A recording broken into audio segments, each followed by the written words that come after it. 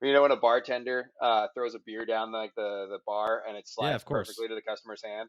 Yep. We were at one end of the container, sliding chairs down to the other end. Guys at No the other end were shit. catching them, putting them on a pallet block, taking that pallet block and bringing that into the warehouse, and then stacking them in an organized way in the warehouse. So Yeah.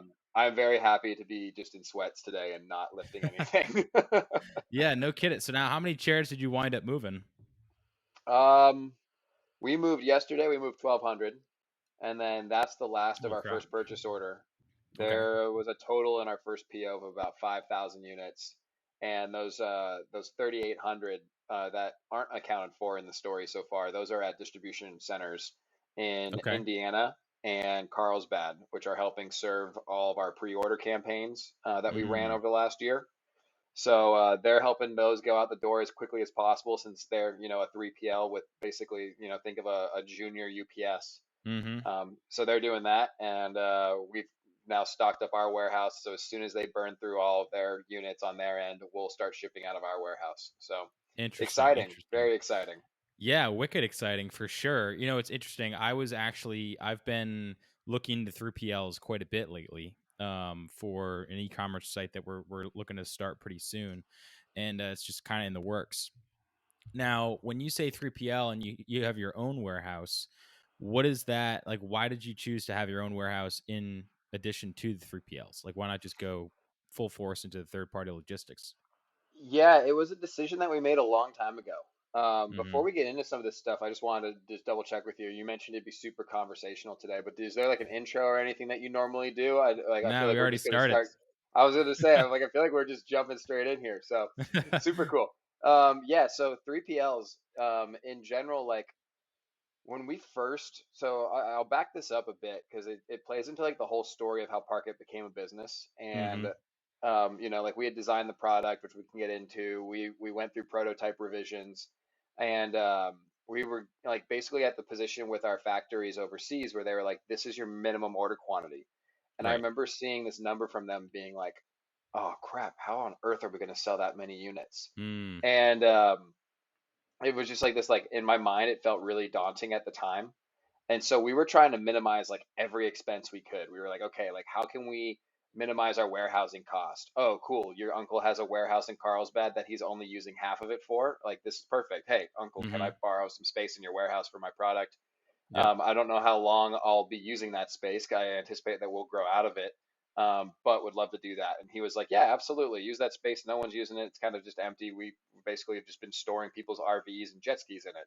Right. So we moved those things out and we plan to basically put our product in there. And he was going to let us store it for free. And when you have a product like ours, it's really big. Right. That footprint that you take up in the store is going to be rather expensive, or not in the store, but in the warehouse is going to be rather Mm. expensive. And Yep. so that was a cost that I was like, okay, well, we have to order X amount of units.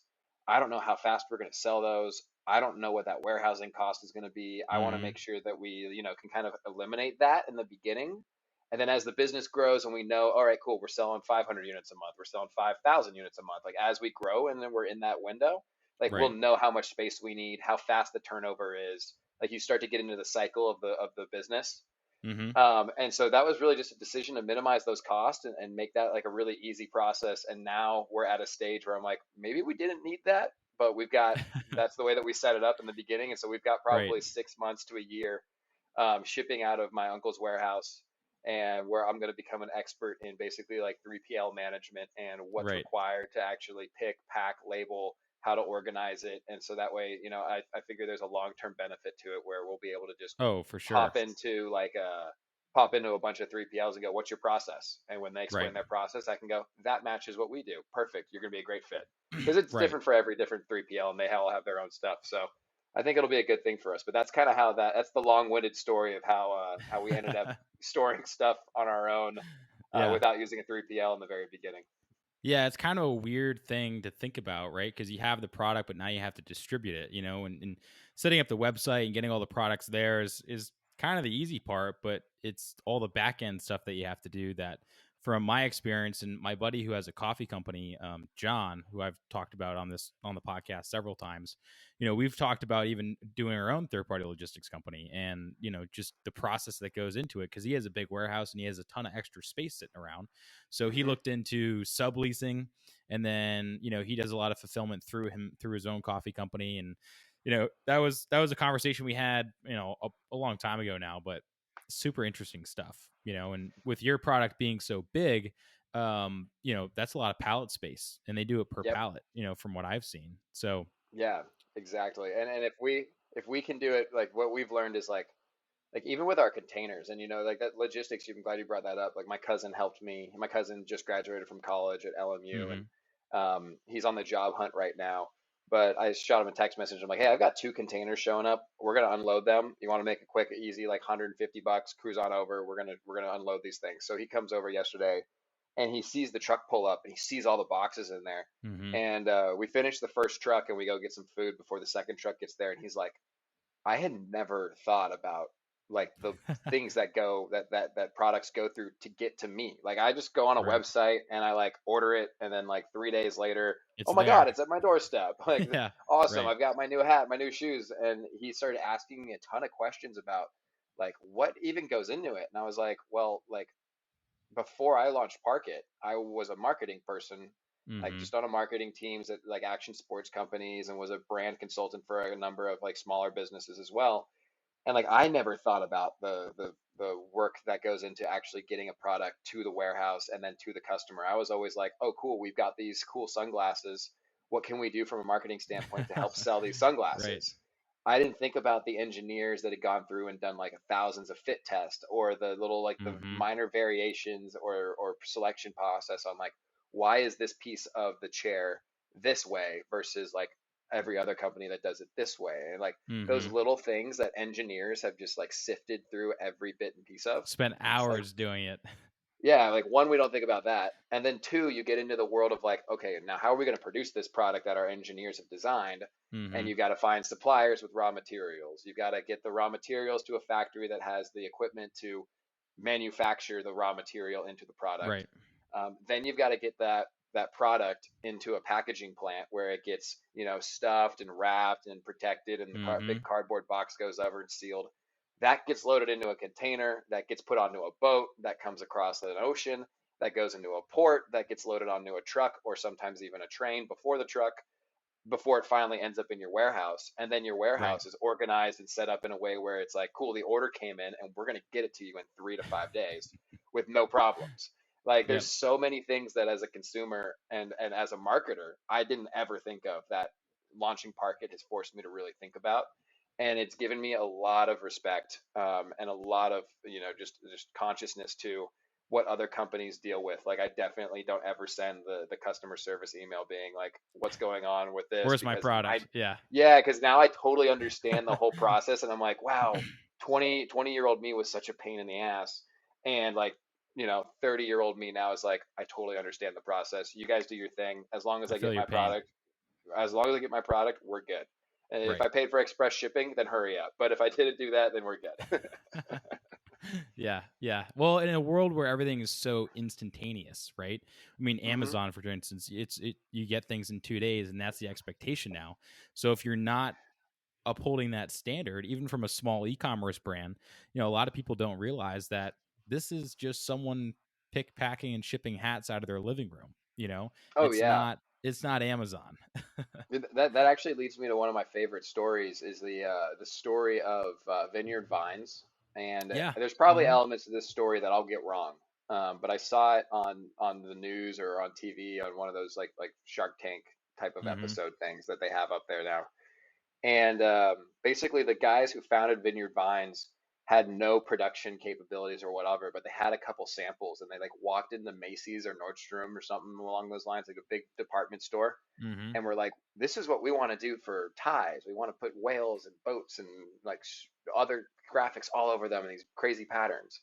And they're like, perfect. We'll take like 1,000 of them. And they're like, what? Okay.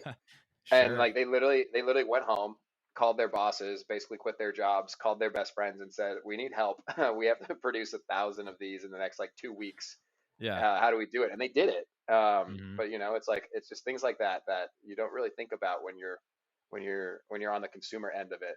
There's a Right. lot of things that go into it, and when you're thinking about Amazon too, like the Amazon mindset that's been created is I think it's awesome what Amazon's done in terms of like the way that the customer is treated and the way that the Hmm. customers get their products so quickly and they're so valued. Um, but it definitely puts like small companies in a little bit of a trickier spot. And what I mean by that is like, let's say you have Amazon Prime, and we don't Hmm. sell on Amazon. Like Parkit's not available on Amazon right now. We may be in the Will it future. be in the? Yeah, you think so in the future? We yeah, it depends on how we expand and grow. There's a couple things that are really, in my opinion, beneficial to being a direct consumer business where you own Hmm. all of that on your own website and you Yep. manage those relationships before you start to spread those things out. I mean, you eventually you have to grow. We'll get into that later. But like to your point about how Amazon's kind of changed the consumer, like sometimes you go on Amazon and like if you have an Amazon Prime account, you're expecting 2 day shipping. And the Hmm. thing about the 2 day shipping is that 2 day shipping is only available for products that Amazon fulfills. Right. So, for example, like this pen, I ordered a package of pens, 50 of them from Amazon. It got to me in 2 days. Hmm. Amazon, and these are sitting in an Amazon warehouse somewhere. Our chairs, they would sit in our warehouse. The order Right. would come through Amazon and we Fulfilled would by have to merchant. fulfill it. Yeah. Exactly, fulfilled by merchant. And there's a split where like the consumer doesn't necessarily always understand the difference. Hmm. And like on the brand side, and I've experienced this with some of the clients I used to work with, like they're getting hit with customer service emails like, why hasn't my thing shipped? I'm a Prime member. And it's like, well, yes, we understand that. We're not a Prime product. We're the Right. fulfilled by merchant. It went out the door today. It's going to get to you in the next 3 to 5 days.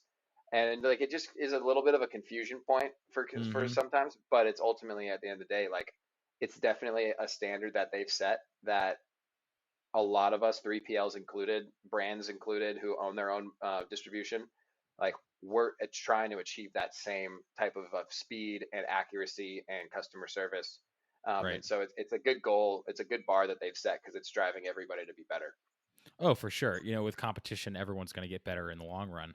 I actually had a Amazon store for a long time throughout college as a way to kind of get some beer money on the weekends, and so I learned the ins and outs of fulfilled by merchant, fulfilled by FBA, fulfilled by Amazon, and it's interesting to hear like a lot of people didn't understand exactly what I was doing. Because they just assumed Amazon was the one putting products up there and fulfilling them, and that was it. Like it was its own e-commerce store. There was a total disconnect by the fact that there was actually people putting products on Amazon and then selling them for themselves. Like Hmm. my buddy who has the coffee company, that's his number one sales channel is Amazon. But he developed his company in a way that fits. He's Hmm. not someone that goes direct to consumer. He's going right to Amazon. And he's even said it. There's pluses and minuses. One of the minuses is Amazon has the ability to turn you off at any time, they want, right? Whereas direct to consumer, you kind of have a little bit more control over your own destiny, but then at the same time, you also have a captive audience, right? Being on Hmm. Amazon. It's right there, it's one click away. It ships in 2 days. So, Yeah, it's a toss up. it's definitely crazy what they've been able to do. But I want to steer a little bit into, some of your questions about Parkit and like our Yeah, story. totally. What we were Well, talking let's about on the phone the other day. Let's dive into kind of, a yeah, little we bit could of the talk about story there. 3PL all day. Exactly. um There's a whole, there's a reason UPS has their commercial where it's like logistics with little ring the ding thing. exactly, Yeah, exactly. it's So, it's what makes the world turn. So go yeah, ahead. and you mentioned earlier on and through our earlier conversation, you started out. I mean, you're living in California now. Is that where you've always been? And then also, Park It. Like, what is Park It? Because you've had a very interesting career, in many ways, super entrepreneurial. And kind of always filling those shoes. So, I guess taking a step back, has entrepreneurship and doing your thing and being a professional you, as Joe Rogan would say, what did that look like in the earlier years for you? Yeah, no, great question. So the story of really Steven, and the professional Steven, what you would find on LinkedIn, I guess, if you could say, Mm-hmm. is No, I was born in California, in a town called Murrieta, which is about an hour north of San Diego, a little bit inland of the coast. Our next door neighbor is Temecula, which has become famous over the last 10 to 15 years for its wineries. Mm, Just trying to help triangulate anybody who's trying to figure out where the heck in the world is Murrieta. A lot of times I get confused with Marietta, Georgia. Not the same, complete opposite side of the country.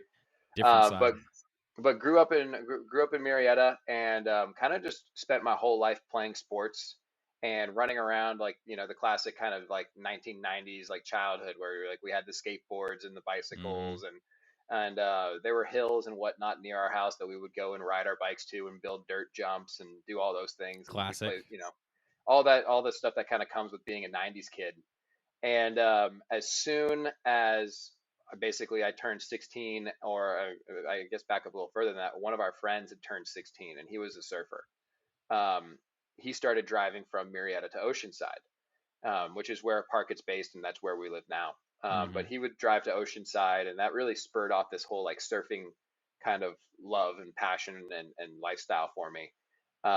Just it just seemed like the best thing to do. Like Marietta was like 105 in the summer and a little, like hot and but close enough to the coast that it was a little bit muggy, not like East Coast muggy, but it was hot and Hmm. muggy.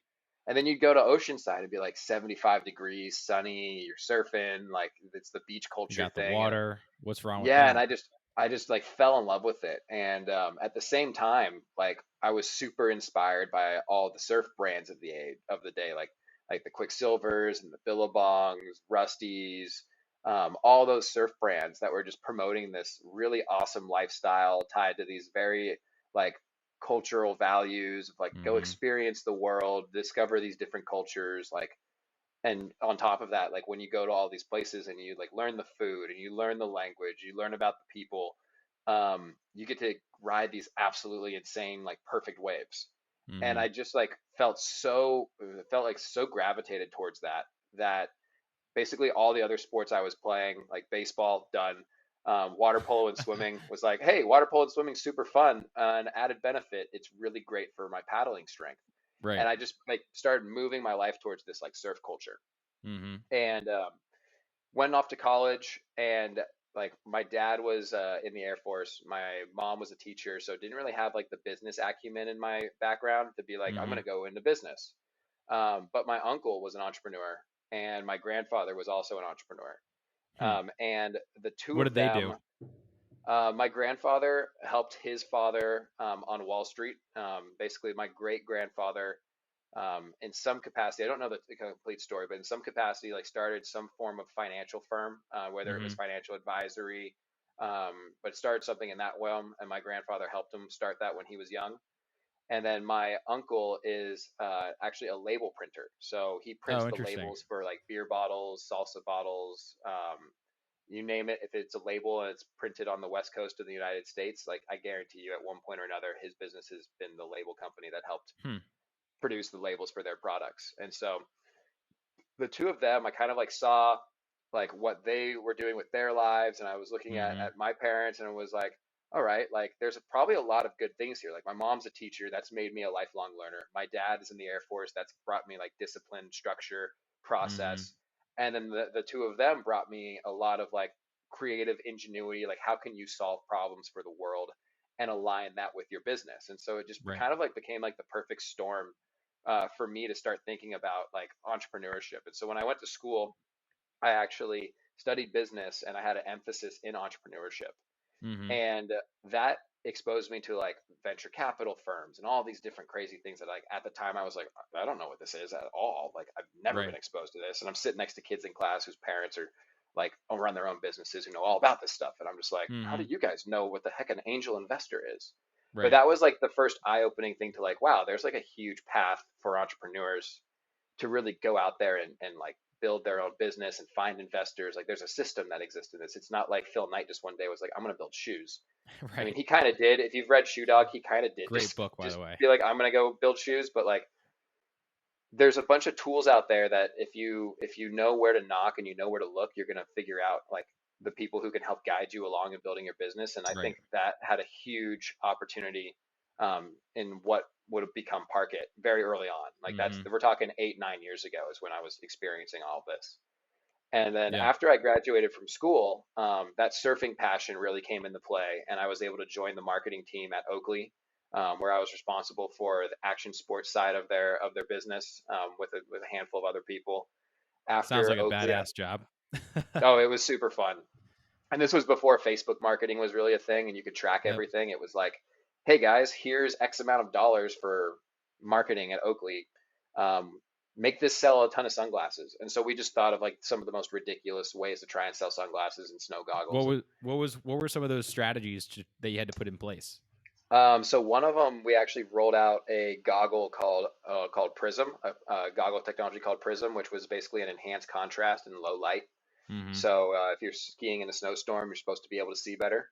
And one of the things that we ended up doing was we built these giant TVs that were shaped like goggles.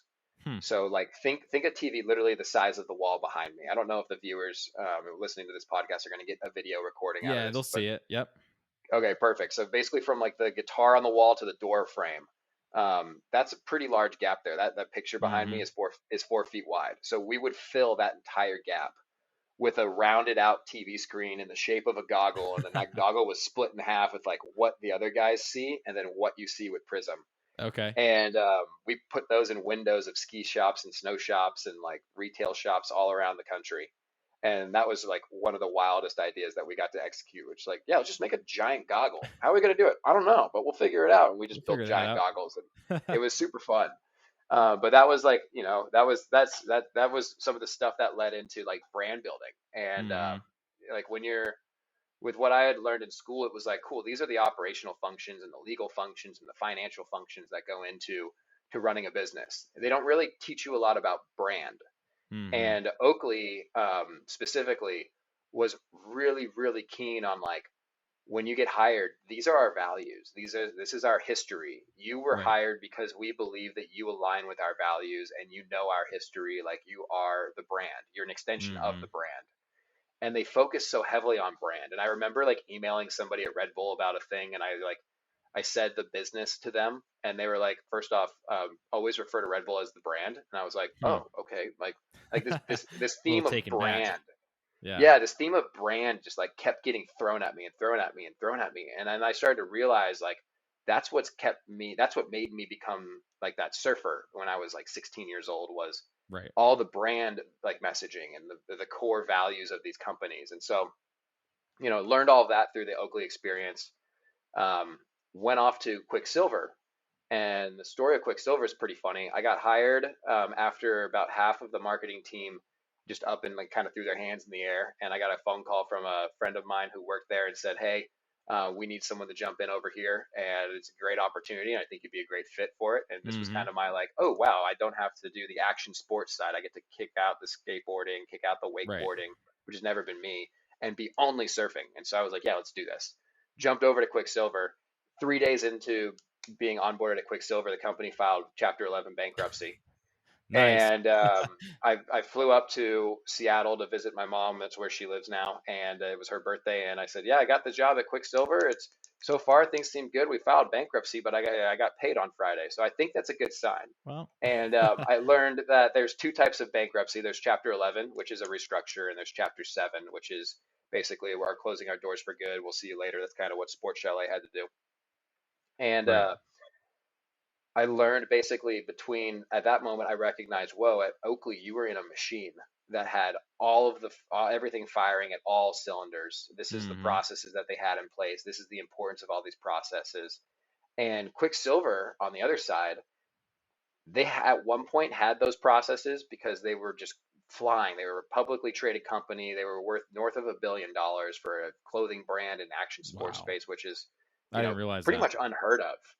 And something had gone wrong, and there's decisions along the way, and there's articles and research people can do to kind of like identify which one it is. But ultimately, I learned like this is what happens when things aren't managed appropriately, and when there's a little bit of a misalignment, and like Mm-hmm. it was almost catastrophic for the entire business. And the best part about kind of my timing with that was, one, I got to see like, oh, this is why what Oakley has done is so valuable. But Mm-hmm. I also got to see this is how we're going to restructure it and this is how we're going to fix it. and was a Interesting. part of, spent about a year with Quicksilver, part of the restructure and fixing their brand image and fixing their business and their processes. Yeah. And that was And kind and of the light bulb moment. and what Go was ahead. it that you thought? I mean, having seen both, where Oakley is very brand centric and Quicksilver is kind of lost their way in a lot of ways, it sounds like. And even today, you see that a lot of companies, they start with a really solid brand and they start with a lot of authenticity as to who they are, and then all of a sudden they kind of start to focus more on the sale and less of the story. So Hmm. in what way do you think Quicksilver kind of lost their way?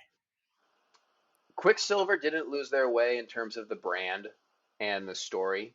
Where they Mm. lost their way was in some of the operational functions of the business. So more logistical stuff that kind Yeah, of put them off the edge. there were some like cash flow things, there were some Mm-hmm. operational things, there were some distribution things. Right. Because the brand has always been strong. That's one of the Mm-hmm. things that, being a brand guy, Quicksilver's brand has always been like one of the most dominating For in the sure. action sports space. It's globally recognized. You see that mountain and that wave, and you immediately Mm-hmm. think of like Kelly Slater. And you got to give a lot of credit to their surf team manager who brought in guys like Kelly Slater to really like lead the charge when he was Mm-hmm. winning. God, what did he win? 11 world titles? I think maybe 12. I forget off the top of my head. It's so many. It's hard to keep Whatever he's track. done, But he's pretty well known, so he's doing e- a good job. exactly. But like what happened was like between the two of them, kind of my comparing and contrasting like those two experiences, just hanging Mm-hmm. out with some friends, I had like the light bulb moment where I realized, wow, wait a minute, the finance side because of schooling, Mm-hmm. the paths and things you can do also because of schooling. You've learned the value of process and procedure and how to fire on all cylinders through Oakley. Mm-hmm. And you've learned a lot of the mistakes that a brand like Quicksilver went through, made, and now you're learning how to reassert and restructure and basically like re-platform that business into the strong company that it's always been. And Right. that was kind of the moment for me where I was like, you're kind of becoming like a bit of a 360. You've got a little bit of not expertise, but you have experience in a lot of different fields now and seeing Mm-hmm. a lot of different things. Like, what's that next step going to be? And like, as I'm having this conversation in my head, my uncle's like showing up every month for something for his own work, and we're grabbing dinner, and he's just like Mm-hmm. poking me with like entrepreneurship, entrepreneurship, entrepreneurship. Right. When are you going Right. to do it? And I'm like, oh, it's really risky. Schools are always like 9 out of 10 entrepreneurs fail, and like it's true. There's a huge failure rate. Mm-hmm. But like there was just something that just made me kind of feel like, yeah, the way that I want to grow personally, and the way that I want to like succeed professionally isn't going to happen if I'm waiting for an organization to tell me, congratulations, you've earned your promotion. That was something Right. that just never sat well with me. Like if you played sports Mm-hmm. and you were the best quarterback, you worked your ass off to be the starting quarterback, and the coach Right. recognized it, and you got to be Mm-hmm. the starter. And in work, you can be the guy that does exactly all of those things, and a lot of it depends on company culture. So I want to point that out. Some companies are really good at it, some Sure. companies are really bad at it. But there's a lot of people who go into these companies, are super motivated, master their craft really fast, and they get burnt out because they're Mm-hmm. bored. And I would get bored in a lot of these roles that were like very task oriented in the very beginning, and then they give me something that was the next like thing to bite off. But there was no incentive though. It was like, oh, you Right. have more bandwidth, so we're going to give you more. But there was Mm-hmm. no like compensation on the other end, and I was like, this doesn't make sense. It doesn't add up. And then Right. I remember having a conversation with my uncle about this, and he goes, well, if you did that as a contractor, you would bill hourly, and then every time that something new came in, you would be able to adjust the contract. And I was like, Mm-hmm. oh, wow.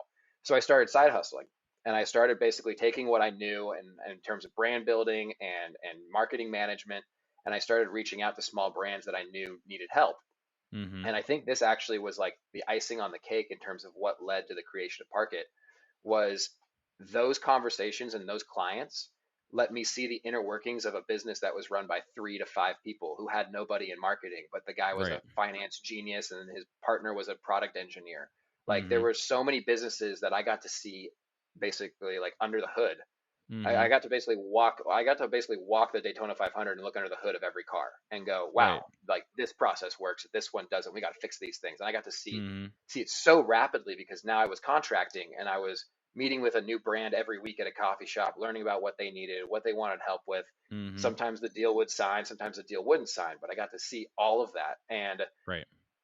everything that I learned through all those processes, I took every best practice that I could and was like, how do we roadmap this into your own business? And Mm-hmm.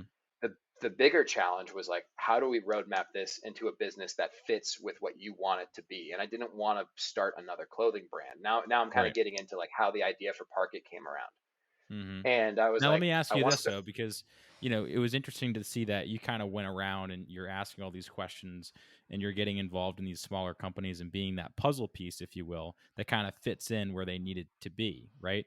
But what I really find interesting is that to kind of take a step back and learn a little bit about your uncle and how he was just poking you and prodding you. What do you think it was growing up and seeing that and the lifestyle that goes with it and seeing him and your grandfather that kind of led you to this, right? Because in a lot of ways I can relate. I didn't have my dad had a small business growing up, and it was at that moment that I kind of realized, okay, this is the direction I want to go. And friends and family that had all been in entrepreneurship were a huge influence. And starting this podcast, getting to like you see under the hood a little bit, get to ask these questions to people and give them a platform. So in what ways do you think that this culmination of your career, you going and doing side hustles, and then kind of the underlying mindset that you had gotten from your family started this? Yeah, I think he played a huge role, my uncle did, in terms of the entrepreneurship bug that got created. And a lot of it had to do with, I think, like him sharing like what he was doing at my Mm-hmm. age. And so he was like, yeah, when I was your age, I was driving to, X amount of label shops, getting these things, getting these contracts. And like, did you know that if I remember one of the things he said to me, it was like, did you know that if I sold 1,000 labels for my old company when I worked for them, I'd make 10% on that sale? And I was like, oh, okay. And he's like, yeah, do you know what a label cost? I'm like, no. He's like, 3 cents. I'm like, oh, so you make 10% of 3 cents? He's like, yeah. I'm like, that sucks. And he's like, Yeah. but do you know what happens? Do you know what happens when you own the business? And I was like, no, no, what happens when you own the business? And he goes, well, you own the entire margin. You don't have to pay that margin to a sales rep because you sold it and you Mm-hmm. managed it and you do it. And I was like, so what's your markup then on that 3 cent label? He's like something like 50% or 60%. Mm-hmm. And I thought to myself the numbers, and I was like, all right. So we started running some numbers, and it's like, all right, let's say you say sell 10,000 labels. What was your commission? And he's like, oh, it was like $300. Let's say you sell 10,000 labels and you run the business. What's your commission? And he's like, 3 grand. And I'm like, whoa, holy crap! Like that was like the Big light bulb difference. moment for me, Yeah. where like not so much like the financial part of it, like that's a big part of it. But at the Mm-hmm. same time, like that was the moment for me where I was like, that's the key. Like that's the Right. key to entrepreneurship. That's the key to pursuing your mission.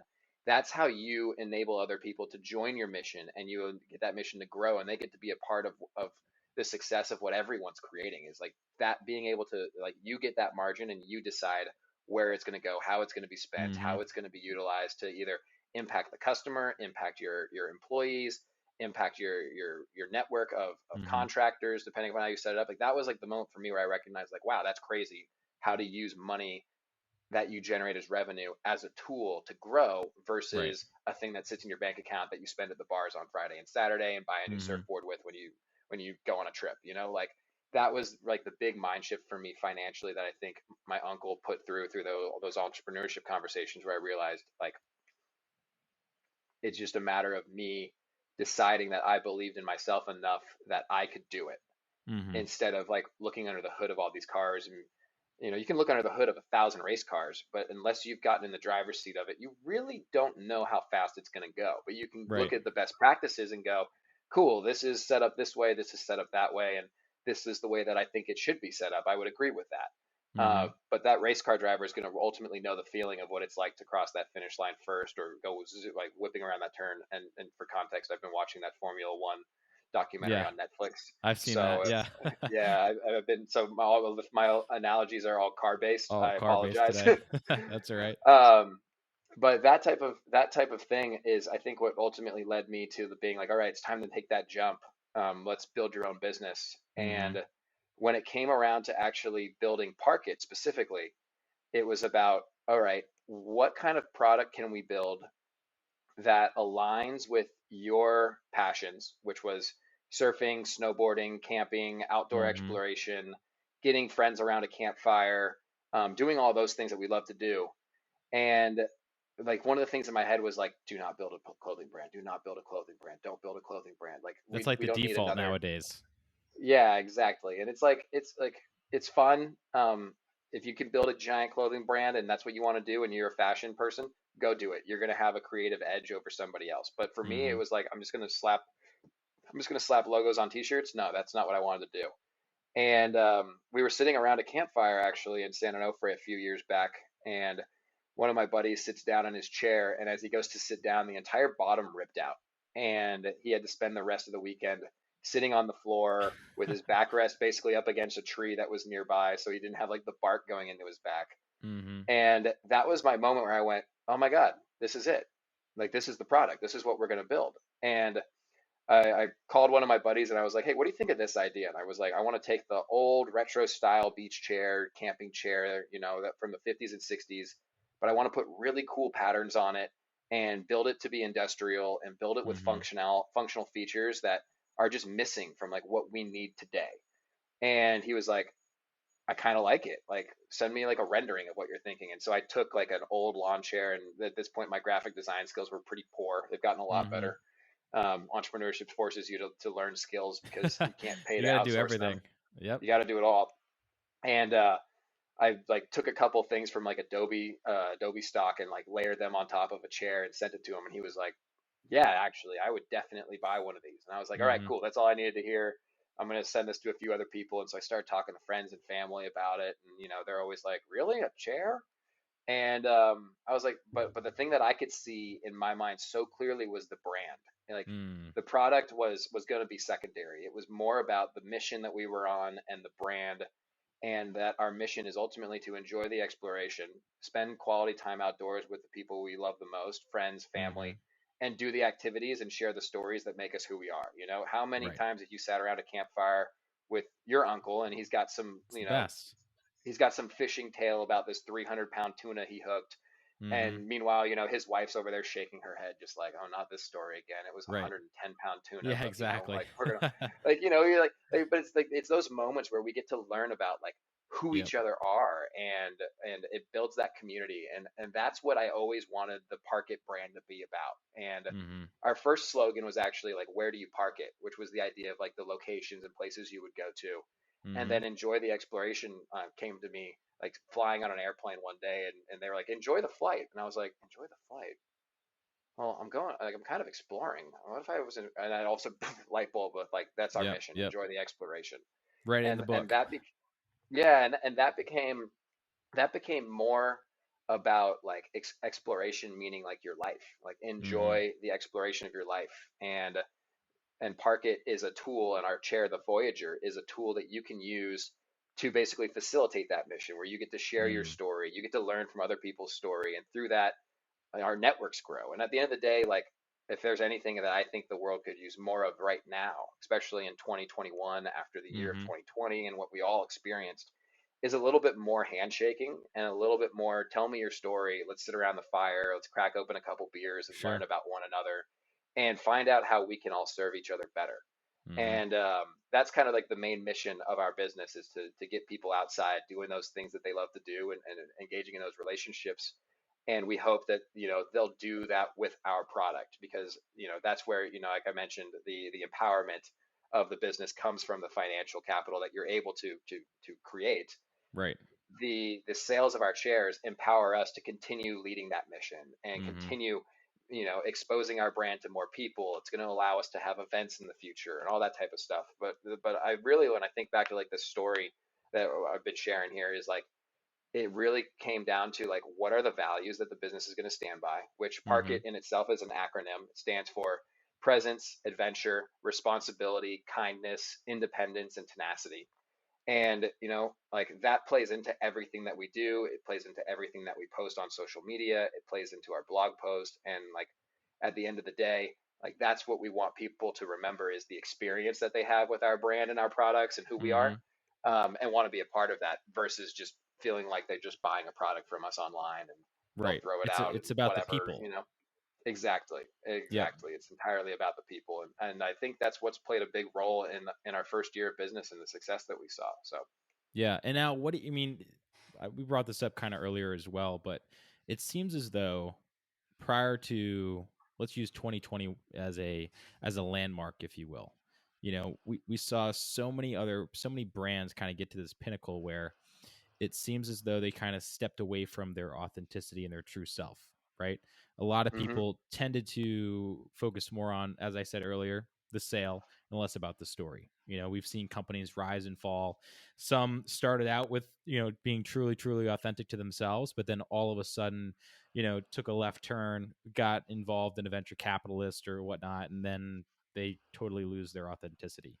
So, you seem like a very authentic guy, and Parkit seems like a very authentic brand just because you've grown up doing it. You are the brand, right? And in many ways. So that combination of brand and business, but then also this passion side of things, how has your life actually played a role into creating it? Like, you could have created anything. You could have created this, a fishing rod or a surfboard or what have you, but you chose a chair. You chose that moment where you sit around the campfire. And I'm willing to believe there's more to that story in terms of why, right? Because it seems to me like telling stories is your thing. You started out with Hmm. branding. You're a marketer. You're a storyteller. So to create a brand that is all around the person and the story, that's something special, and not a lot of people are willing to do that and take that extra step. Because I'll tell you, having tried it, in trying it, there's a lot more legwork, and it's a lot more long term than creating a T-shirt and throwing logos on it and being able to sell a Hmm. bunch right off the bat. Yeah, that's a great question, and I appreciate all that. I think I think the ultimate why actually stems from a thought that I had in college. And the thought that I had in college was I was just like so obsessed with surfing. I had studied abroad in Australia and like crossed all these waves off my surfing bucket list. And I had a conversation with a guy at Lennox Head, and I was just sitting there watching the waves go by, like filling out my study abroad journal. And he comes up to me and he starts asking me about like surfing and whatnot. And he notices real quick that I don't have an Australian accent. And he's like, "Oh, where are you from?" I'm like, "Oh, I'm from California." And we start like really getting into like, you know, like start talking about like the global things around the world. And I'm like, this Mm-hmm. is a very interesting conversation to be having with this like 50-year-old man randomly in Lennox Head, Australia. Mm-hmm. And he asked me, he was like, "Well, if there was like one thing you think you could do to make the world a better place, what would you do?" And I was like, honestly, I think that just more people should surf. Like the happiness it brings me, the meditation it would bring me, Mm-hmm. the feeling, like the way that it would just set my day. If I surfed before school or surfed before work, the pace that it sets for my day is so positive Mm. versus a day where maybe I don't. And I remember thinking to myself, it'd be really cool if just more people understood that feeling. And if we could get more people to surf, I think the world would be a little bit more of a better place. And the irony of that is in 2020, everyone started working from home and a lot more people started surfing, and our beaches got a lot more crowded. And ironically, more people surfing meant more angry surfers because it was so Right. crowded. So I don't Yeah. know if my theory back in college was correct, but like you asked that question, like what was the deeper why? And I think the deeper why was always knowing that like we as humans have the ability to basically build things that are greater than ourselves. Mm-hmm. Like when you think about like I'm just going to use the country as an example. Like the founding fathers of this country knew they were building something greater than themselves. Mm-hmm. You can see that in like the values and whatnot were instilled in some of the founding documents. And I don't want to get too political because the No, political yeah, I world's crazy understand where these you days, but see. I'm using Yeah. it as the analogy. Right. And as a person, you can choose to either make that you, or you can choose to make that a business, or you can make Mm-hmm. it a charity, or you can make it an organization that supports. You can choose to make that whatever it is. But the goal, in my opinion, should always be to make something that's bigger than yourself that serves a greater purpose. Mm-hmm. And like I think there's certain celebrities that we can think to who go, okay, they've done that for themselves, and they've done that from a whole by some sort of foundation or some company. Right. Like there's a lot of people who've done that where they've made it more about their mission and not who they are as like a person. Mm-hmm. And I knew with Parkit we could do that. And I knew with Parkit, and I knew with that thought process around like if everyone surfed, the world would be a better place. What would be something that would be more relatable to more people at the same time? And everyone remembers the first time they go camping. Mm-hmm. Everyone either loves it or they hate it. Yep. But the first time that you actually are sitting around a fire and you look up and you're in the middle of nowhere and you see the Milky Way with your own eyes. Like you look up Mm-hmm. into the sky and you see that cloudiness with all the stars compacted together and you see the Mm-hmm. Milky Way actually there. That doesn't take any crazy skill like it does to surf a 10-foot wave or snowboard down a mountain in Alaska out of a helicopter. That just takes the ability to say, I'm going to drive out into the desert tonight with some friends, bring some beer and some food, light a fire, and hang out. And that Mm-hmm. was the moment where I was like, this is a mission that can actually touch more people and Mm-hmm. it's going to impact more people because it doesn't have that physical um, barrier that a lot of the other things that I had used to think of did. And Right. that's what led really to understanding that campfire motive was, sitting around that fire that night with friends of ours. There were guys who are basically like semi-professional snowboarders. There were guys like me who like going down chairlift, like the runs off of chairlifts. Mm-hmm. And there were guys who had never snowboarded in their life, but we all got to be a part of it. And that was the part of it that I really liked was it was just very inclusive of everybody, regardless of your skill set in a certain activity. It was Mm-hmm. more about just meeting and hanging out and sharing stories and having a good time and doing that. And that was where like the chair, really fit in perfectly with that. How do we make the world a little bit of a happier, better place? And if people are hanging out having a good time, then, we're doing our job. Yeah. Well, I can totally relate to that because in a lot of ways, what I've always kind of set out to do is, I was working in Hawaii out on the Big Island, and it was this realization of, you know what, man, yeah, I'm captaining boats. Sure, I'm taking people out, but I'm actually what I'm doing is teaching people how to love the ocean. People that Hmm. are from Arkansas, from South Dakota, where they don't have the opportunity. And I got the opportunity as a kid growing up. That was my life. I got to summer here in Rhode Island, grew up here, and had a little dinghy, and I could go explore and pick up crabs and turn over rocks, and that was kind of that's how I lived, right? And not everyone got to do that. So whereas the outdoors in general, it's free for the most part. You might need some gear to get there, but you could get out in the outdoors with a shorts and a t-shirt and a pair of sneakers. But that Hmm. moment that you describe of being around a fire with friends and family, and taking a moment for yourself to look up to the Milky Way, is it's eye opening, because it kind of puts in perspective that there's a lot more out there. There's a lot more you can do. There's a lot more you can create. And, I think humans in general are everyone's creative in their own right, whether it's playing a video game, being a carpenter, being a boat builder. You don't have to build a physical thing. You could build a Hmm. blog. You could do whatever, right? So I find it really interesting. And I love the fact that you've kind of tied that into the brand. And, a chair, it seems kind of basic in the sense that, yeah, you put it around, you set it up, you sit in it, right? But it's much much more than that, on a very deeper level. And I love how you've kind of brought that out, especially with a fire, because who doesn't love a campfire, right? um I mean, there's no bad time at a campfire. So as you kind of develop this brand and taking bits and pieces from all these other brands that you've worked with in your career at these outdoor companies, you kind of saw under the hood, right? You got to pick all these pieces up and decide to make a chair. Now, what does that process look like? Because as we started this podcast, we got into the nuts and bolts of 3PLs, which we probably could have saved until now, but doesn't matter. Anyway, like how did you get to the point where you're like, all right, I got this idea. We're sitting around a campfire. I got the brand laid out. How the hell am I going to build a chair? Yeah, that was a process. So like I mentioned in the beginning too, like I had no idea about product design, development, the engineering work that needed to go into stuff. And the way that I kind of started with, I was just ordering chairs off of like Amazon and other chair sites, just being like, all right, let's see how they do this. And I called up a buddy of mine who was an engineer, and I was like, where would you do? He's like, well, I picked your favorite one and we could just like re-engineer it. And I was like, you can do that? He's like, sort of, but like at least in the beginning, like let's just do it that way. And so Mhm. he tried to help me do a few things and like it just wasn't ever really coming together. And I was driving around at the same time, like I was driving around to like metal shops and woodworking shops and Mhm. like basically just spinning my wheels, being like walking in and being like, hey, can you guys build this? Or, like showing them a chair.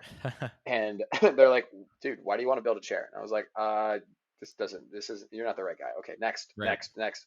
And like every single guy would be like, well, I can't do that. Maybe you should go talk to this guy, or maybe you should talk to this guy. And like before you know it, like I've even come and I've talked to you, and you're like, I don't do this. I do podcasts. Like you should talk Mhm. to this guy. Like everything was just like leading to another door. And I just like one day went on LinkedIn and I wrote on a post on LinkedIn and I was like, hey, I have an idea for a product, but I'm not exactly sure at all how to build it. And I don't want to disclose what it is because this is a public forum and, it's not necessarily a super challenging. It's not like I'm coming up with like the algorithm for Facebook, Right. like it is at the end of the day, it is a chair. We've built a pretty badass one and there's a lot of complexities to the one that we've built, but I didn't at all know what to do. Mhm. And an old coworker of mine from Oakley reached out and commented on it and said, you need to meet Jason Klug. He's the founder of a product design firm in Utah. They helped us build these things for our business, and I think they could help you. And so I took his advice and I reached out to Jason and shot him a message through the contact form being like, would love to talk to you guys. Have this idea, don't really know what to do. And I like jumped through their website and their company's called Klugonics, Klugoynx. Hmm. Kind of like a tricky name there, but Yeah. awesome group of people. Their motto on their website was bring us your napkin sketch and we'll bring it to life. And I was like, Love that. perfect. This These is are my exactly guys. what I need. Yeah. And Yeah. got on my first phone call with them, and I was like, "Oh, whoa, these are like the big leagues. Like these guys are real product designers. This is a real firm. Like they know what they're doing." Mhm. And it's kind of like that first phone call with Jason was like him also feeling like me feeling out whether or not I thought they could do it, and him feeling out whether or not I was serious enough to pursue it. Mhm.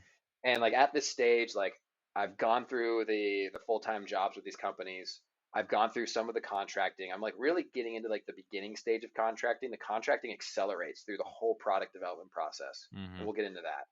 But I'm like trying to figure out like, okay, what are the capital needs going to be from this? And like I've got my savings account and it's looking pretty good, but it's not great. Like I'm not buying a house anytime soon, but like it's doable. I've got months afloat. And the meeting goes great, and he sends me the quote like 3 days later, and the quote comes out, and I'm like, oh shit, this is my whole savings account. And I'm like, it's almost like someone was like, we know exactly what he's got to produce this product. Let's do it. No, Right. but like in my mind, I'm like, son of a bitch. Okay, like this took me a year and a half to accumulate. Um, if you want to do this, we're going to have to make these investments. Everybody says you got to invest in yourself. Let's look at this not as like the purchasing of a surfboard. That's the money Mhm. gone and you're going to have the surfboard. This is an investment into your future. Right. And that shift in mindset helped me make the decision a little bit more. Mhm. But ultimately brought on Klugonics.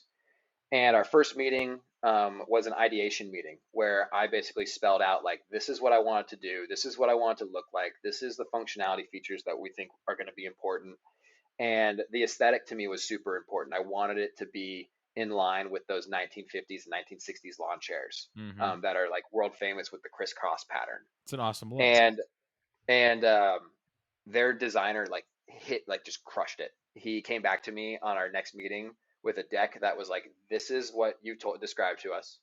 This is what that looks like. And now here's the ways that we think it can evolve and like become Mhm. even more than just like the initial idea. And the whole thing just basically like from that moment I was like, oh my God, this is it. This is real. This is gonna be real. And those conversations happened in October of 2018 for context. Mhm. So we're talking, you know, 2.5 years ago from the date that we're recording this podcast. And from there it was like, okay, well, what do we do next? Well, we got to build a CAD model. And so their engineer gets in and he builds a CAD model of the design. And then it's all right, now what do we do? We got to build a prototype. And we build the first prototype. Well, when you build the CAD model, gravity doesn't exist. just the Mm-hmm. floating rendering in space, just floating around. You can Yeah. grab the mouse, twist it, the chair spins. And the very first prototype, we set it up and like you set it down on the ground, and we tried to do one of the features, and it just fell out. We're like, oh shit, we didn't think about gravity. Like Right. just funny things like that happen. Yeah. And we were like, all right, cool. So we got to tweak this. And then we refined and tested and refined. And we did another prototype. And like this one was closer, but it wasn't perfect. But we were definitely getting like towards where we wanted it to be. Mm-hmm. And this whole time, like while this is happening, like I'm not working for the business full time. I've invested my entire savings account into this product design like project. Mm-hmm. And we're trying, I'm contracting, like I'm ramping up contracting. Normally I'm working with 4 to 5 clients on a monthly basis. I'm working with like 9 to 12 right now. Mm. I'm trying to get as much like money and cash flow in through these contracting services as I can. And at the same time, I'm exponentially learning. Like, this is how this business is succeeding here. This is how this business is failing here. This is what Right. could be done to fix how this business is failing to make them succeed like the other one. I'm learning all of this all at the same time. And I didn't like notice that was happening then. It's like one of those things where if you think about the Steve Jobs quote we discussed the Yeah. other day, it's like Mm-hmm. you can connect the dots going backwards. Sure. Like I look at that and I'm like, that was the best thing to be doing with my time. It was super stressful because as a contractor, it's not guaranteed income. But I was learning and getting exposed to so much that I wouldn't be exposed to in a normal job, that it Mm-hmm. was all playing a factor into like how we structured the business, how we thought about supply chain, how we thought about distribution. Like those questions really started to become pronounced versus like, all right, we've got a product and we don't know what to do. Right. So I learned a ton of that at the same time. The product, ultimately, the one that became like the winning ticket, we got that prototype in January of 2020. So it took a full year and a half to get to Mm. that prototype. And from there, it was like, okay, cool. We're going to launch our Kickstarter campaign this spring. It's going to be great timing. People are going to be thinking about summer. We're going to put this chair in front of people. They're not going to get it for probably 6 to 9 months because that's just the nature of the beast with Kickstarter. Right. We're trying to raise money to fund that first purchase order. But we started going content crazy, and our content, like to speak about, brand, it was all around camping. It was all around adventure. It was all Mm-hmm. around, driving out in the middle of the desert and hanging around with friends with a fire, cracking beers. And so we just started building everything around that, and then hyper focusing on the features of our chair, what made us better, what were our differentiators. Mm-hmm. And we put that into a Kickstarter campaign that was set to launch on March 18th.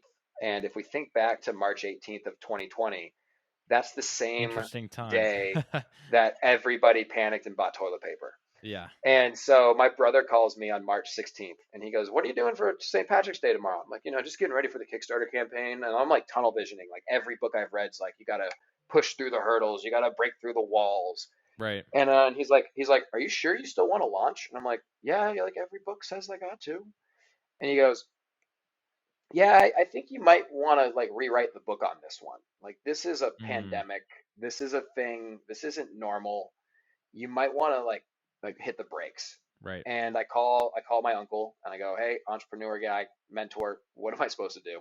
And he goes, "I think I'd side with your brother on this one." I called Jason at Klugonics, who's become a really great business mentor of mine through the whole relationship in the last couple of years as well. Mm-hmm. And he goes, "Yeah, yeah, you should probably Let's definitely hit pump the the brakes on brakes. this." And so Yeah. I'm like, "All right, we're 3 for 3. Everyone's been saying hit the brakes." My gut is like leaning towards maybe I should, recognize the context of what's happening in the world, not Sure. just the tunnel vision of these books. And we decided to hit the brakes, which actually turned out, I think, to be the best decision we could have ever made. And in the Yeah. moment, it was like, oh God, like we pumped the brakes in the Kickstarter campaign. I start to panic, thinking that like I've invested all this money into a company that's never going to work. Like this is just Mm-hmm. my internal thought process. Right.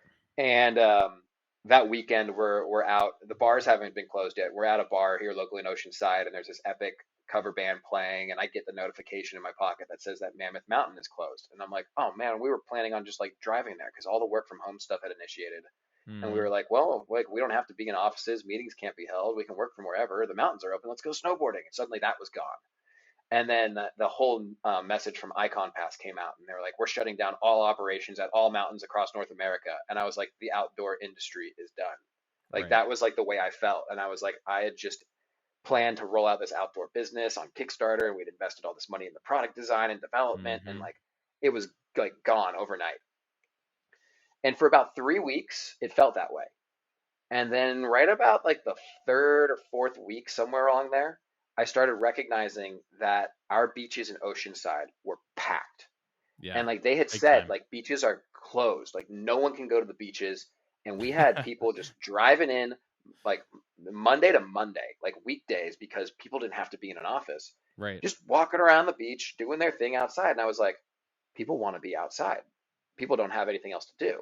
Mm-hmm. We got to launch. And so we immediately like cranked up the volume, started pummeling money into ad spend for our pre-campaign launch.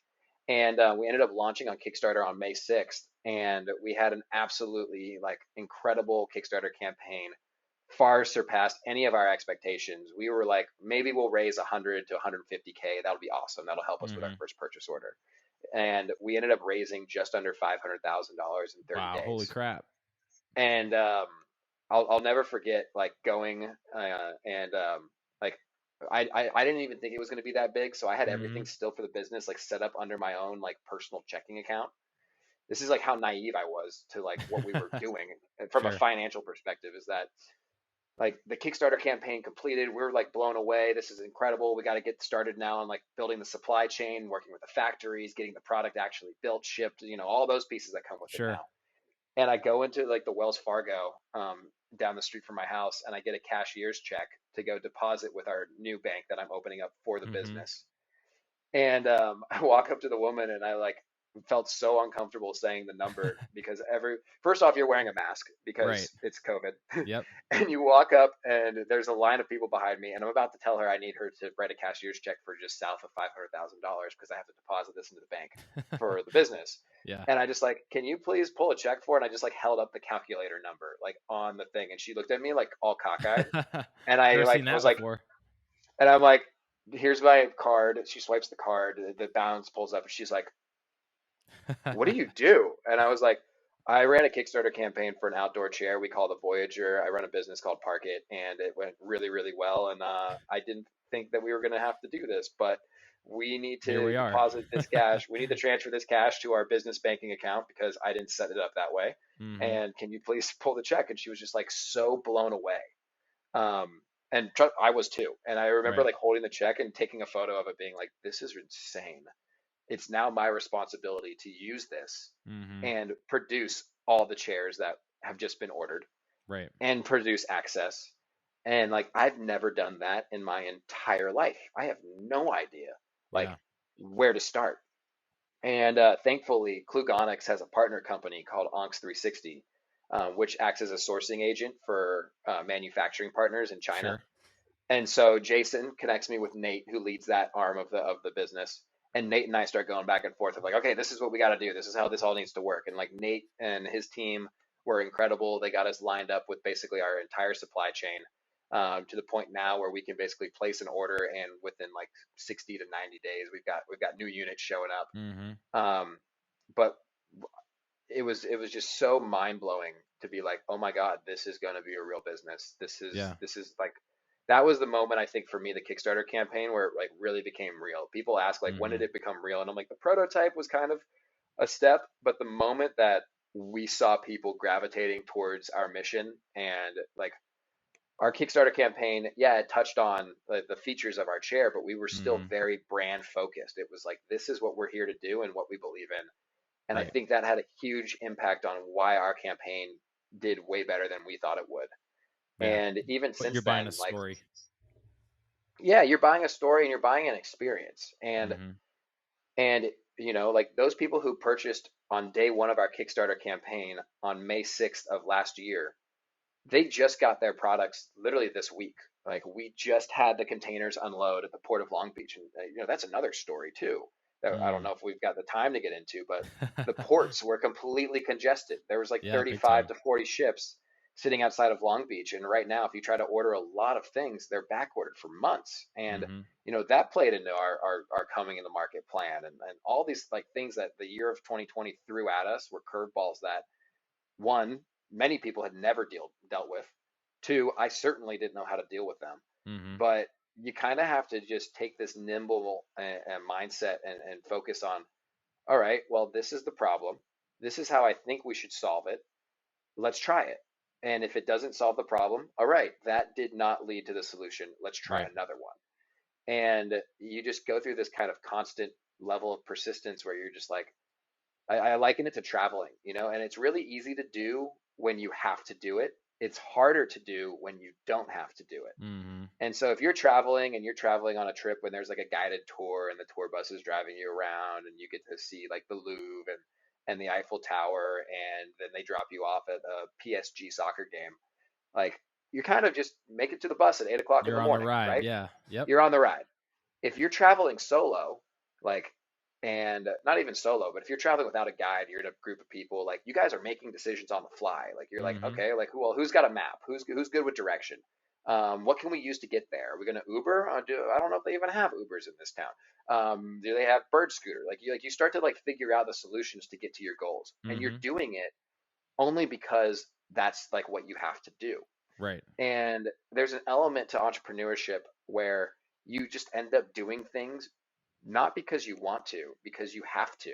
And I always Mm-hmm. like to say, if it's something that you have to do, it should be something that you should look at and say, this is something that I get to do. The world has conspired in some sort of way where the challenge that I'm faced with today is to figure out how to load as many chairs in a 40-foot container as I possibly can. As fast as Um, possible. We're getting cousin. yes, exactly. And like you just start to figure those things out, and as you start to figure those things out, you start to get into this like momentum that a lot of people call flow state, and you start Mm-hmm. solving other problems and the next problem, the next problem. And that's what I think is like the greatest buzz about entrepreneurship is for me, um, is like really just the buzz that I get when it's like in flow state, solving this problem. It's like when you're watching a movie and you watch a hacker like set up his computer. He does like the finger keyboard stretch, and then he Mm-hmm. starts blasting his music, and he's like, "All right, let's hack this company Mm-hmm. today." Like you get Right. into that zone and you just start solving problems. And as you're solving those problems, you're like, yes, the list is checking off. We're checking these boxes. These things are getting done.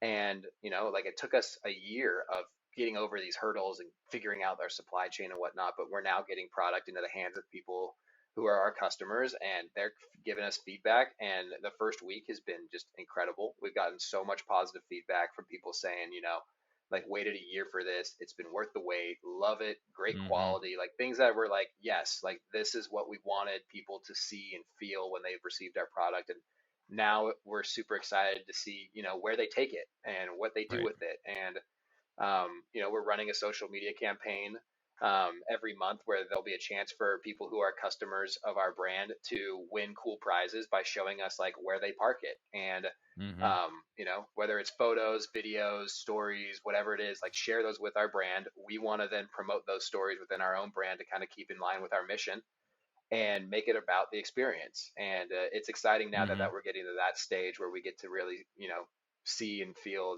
and meet with people who have used our product in the way that we intended it to be used. Yeah. It seems to me like you feel as though you have a responsibility to these people to provide the best experience possible. And that really sticks out because with a Kickstarter campaign, I've never done one of those before, but all of a sudden you get dumped with, almost 500 grand, which is incredible. But at the same time, you're like, oh shit, now do I do? So Yeah. what's that feeling like? And all of a sudden you're like, all right, well, what's your first step? Because wheels are turning. You got to produce these chairs. So like, what does that first phone call look like? The first call in regarding to that first step, it happened actually on day 3 of our Kickstarter campaign, because our first day we did a huge first 3 days. We broke Mm-hmm. 100K in the first 3 days. And we were like, oh my God, That's we did in awesome. 30 days what we were about to do in 30. And I got on the phone with Jason and I said, hey, like this is happening. It's real. We got to start the process. Better now than waiting 35 days. Mm-hmm. And he's like, all right, perfect. So Jason gets us on a meeting with Nate, and we start diving through, like, okay, like, what do we got to do here? And he's like, all right, well, we need the most recent like mock-ups and renderings. We need to start talking. We need to start sourcing factories. So I'm going to put one of my team members in charge of, talking to like 10 to 15 different manufacturers and seeing, who can take these renderings and build us samples. Mm-hmm. So we got a bunch of samples built. Then we got those samples shipped to the US. We evaluated all of them, figured out what was good, what was bad, and that ultimately led us to figuring out who our partner was going to be for manufacturing. And then from there, it became so fine tooth combed. which is where I Mm. really started to appreciate what engineers do and product designers, because like we were trying to figure out so many little pieces, like what's the thickness of the webbing going to be, what's the exact aluminum we're going to use, are we going to powder coat these or are they going to Mm-hmm. be anodized, is the wood going to be a birch, a maple, a bamboo, like you're going through all these like tiny decisions have to be all the way down to like what the screws are made out of. And I'm sitting there and I'm like, Right. I'm not a product guy. What should we use? And they're like, we would recommend these. And I'm like, okay, what's the benefit of those? Like, and they're like, these are the benefits. I'm like, okay, what are the detriments of those? And they're like, these are the detriments. I'm like, okay, well, we can't use those because those will rust. Like that was not allowed. And so Mm-hmm. you have to go through all these like really minute like process pieces to basically build the SOP or standard operating procedure of how your product's going to be built and what's going to be used to do it. And that Mm-hmm. takes a lot of time. And trying to coordinate that in a pandemic across a continent and an ocean with a bit of a language barrier, it was definitely super challenging. But at the end of the day, like Mm-hmm. we met every week on Wednesday at 7 p.m. like clockwork for an hour. We went through everything that was updated and new. What were the new challenges? What were the new decisions? And it's resulted in a really great product, and we're really proud of it. But that was like, I guess those are steps 1 through 5. You said, what's the first step? That's kind Yeah. of the path that you go on. Right. And you're right. You do have this responsibility to your customers to be like, you've entrusted me to do this, and it's my job now to do what you expect of me. And that's one of the things that I think a lot of businesses forget. And you touched on this about a few minutes ago, where you talked about how businesses get caught up on the dollar sign and they forget that the customer is what's important. And Mm-hmm. Jeff Bezos talks about it all the time. And even athletes talk about it all the time. And athletes don't deal with customers in the same sense that a business does. But athletes, I specifically remember, the way that Derek Jeter would speak about Yankee fans, right? And when you speak Mm-hmm. about your fans and your customers in my opinion, they're the same. Um, Sure, I agree. and the way that Derek Jeter would speak about them, it made me as a California kid who like did not have any reason to want to like the Yankees. It made me love him. And I was obsessed with him as a kid growing up playing Mm-hmm. baseball. Before I was a surfer, I was just like, Derek Jeter's my idol. I got like 17 books and I got a signed baseball in here that I bought on eBay. Like Derek Jeter was my guy. Yeah, But it's because of the he's the man. focus that he put it's because of the focus that he put on the fans and the impact that they played and who he is and who he was, and it made you feel this connection to him. I don't know him. I don't My likelihood of meeting him is like probably zero. But as a brand, Right. like you want that engagement, you want people to feel that way. And businesses sometimes Mm-hmm. they get too caught up in the dollar sign. And like you see this with, I think, you see this with athletes when they do like holdouts and all that stuff. It's like, hey man, you're getting paid to play a sport. This isn't a like I guess at the end of the day, like you are getting paid to play a sport, so you can hold out for the money. But like you're there to fulfill your mission. Is your mission to win a championship, or is your mission to be the number one paid position player in your league?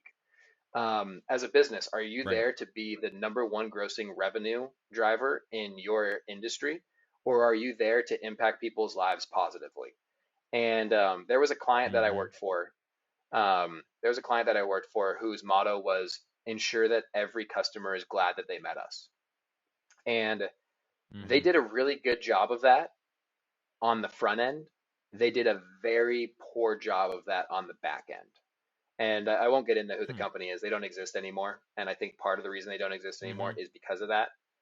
And they became very focused on, they would say that in the company meetings, but then as soon as you go into the offices, there's like charts everywhere of like, this is where They we're didn't at mean for it. weekly revenue and daily revenue and monthly revenue. And these are our top sales performers. And I guess sales guys get really motivated by that. They like the numbers, they're competitive. It's a good Right. thing for the sales team, but it needs to stick within the sales team. It doesn't need to proliferate to customer Mm-hmm. service or to project management or to product or to marketing, because the reason why all those people are Right. there are to facilitate the mission. It's sales job to drive the revenue to continue facilitating the mission like we spoke on earlier. And I think a lot of businesses Mm-hmm. forget that. And that's one of the things that is always going to be something that we're focusing on, is that we may not be the largest revenue driver in the world. If we're a publicly traded company and we have to pick between shareholders and stakeholders, I'm going to pick the stakeholders. I'm going to pick the internal people within the company. I'm not going to pick the guy on Wall Street who wants to Right. make a quick buck. Like we probably, if Parkit IPOs, I don't even know if I would necessarily be the guy leading that ship.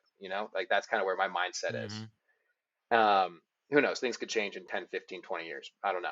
But Sure. that's the mindset that I want to always make sure is that we're adhering to, is that we're here to facilitate that mission of enjoying the exploration. Yeah. Well, I love how you brought out the analogy of Derek Jeter because I'm a Red Sox fan. So I And you hate at that you love birth them. yeah, exactly. At birth, I'm destined to hate the Yankees just by default.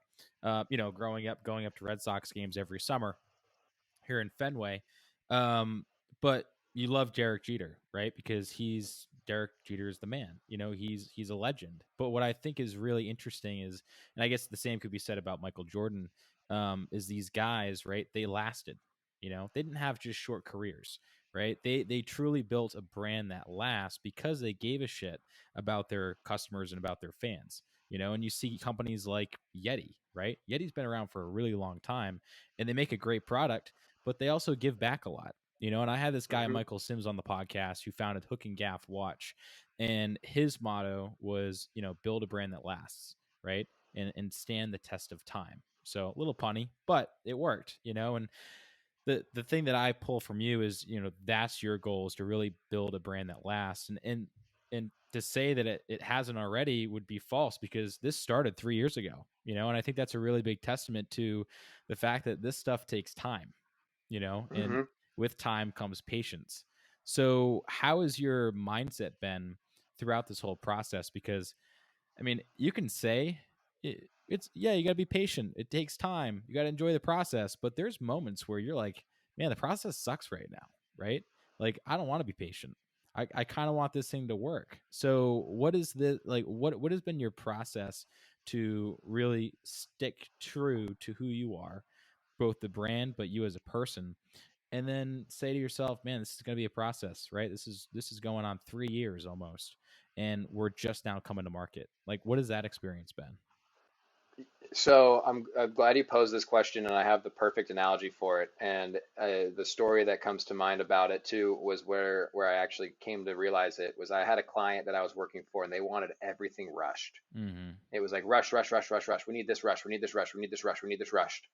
And we were driving out to Zion for a family camping trip, and I was just getting blown up by this client being like, we need this done, we need this done, we need this done. And I'm like, it's not going to get done. Like, I need you guys to recognize that good work takes time. And like, Mm-hmm. I'm having that thought process while I'm like stressed out and frustrated in the car driving through the desert. And we get to Zion. And I don't know if you've been to Zion in Utah, but Angel's you, Landing. It's you, awesome. perfect. So you've seen it. And you Mm-hmm. get into Utah, and like as soon as you cross into Utah, like the landscape changes.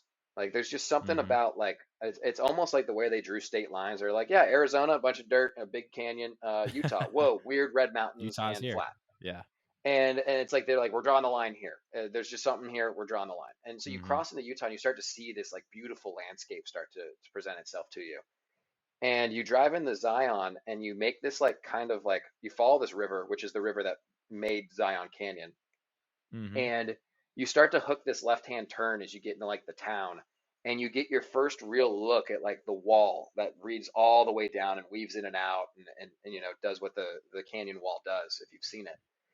Yeah, And it's that leads all the incredible. way down, that leads all the way down to the narrows too, which is one of the most incredible things I think I've ever seen in regards to like what it built and Mm-hmm. how it's so different from one end all the way to the other. And we're pulling in and the sun's setting, and I'm looking out the window, and I'm like, this took millions of years to build, and it's one of the most beautiful places in the country. Mm-hmm. And it reminds you that great work takes time. Like the Grand Canyon wasn't built overnight. Zion wasn't built overnight. What this Mm-hmm. client wants from me cannot be built in 2 hours. It needs like proper thought and understanding, and because everything that we do from an artistic perspective and from a brand perspective, it has layers. It's going to affect different people differently because of different personality types and whatever. But Right. you kind of have to think about how all that comes together into one, all those ingredients come together into one thing. And I remember just looking at the walls in Zion and being like, this client doesn't get it. I don't think I'm supposed to keep working with Mm-hmm. this client. I gotta focus on the things that give me value and make me feel the pride of the work that I'm proud of. And it's gonna take time to be really good, and you just have to be okay with it. And Mm-hmm. if we were to run water down our driveway, we wouldn't notice a single thing in the span of one day. But you look at Zion and you think of how long that water's been running through there and what it's created, and it's incredible. And one of the things I think as an Mm-hmm. entrepreneur that was really good for me was having that experience with that client at that time, because at that time we were still between the first prototype and the second prototype in terms of product design. Mm-hmm. And it just reinforced like the next one's probably not going to be perfect either, but take it one day at a time, figure out ways to continually improve either, the brand, the process, the product, whatever it is. Always find something that can be improved, and just keep working at that little by little. And my dad had a saying that a little bit over time adds up to a lot. And I don't know if it's necessarily his saying, but that's Mm-hmm. who I learned it from.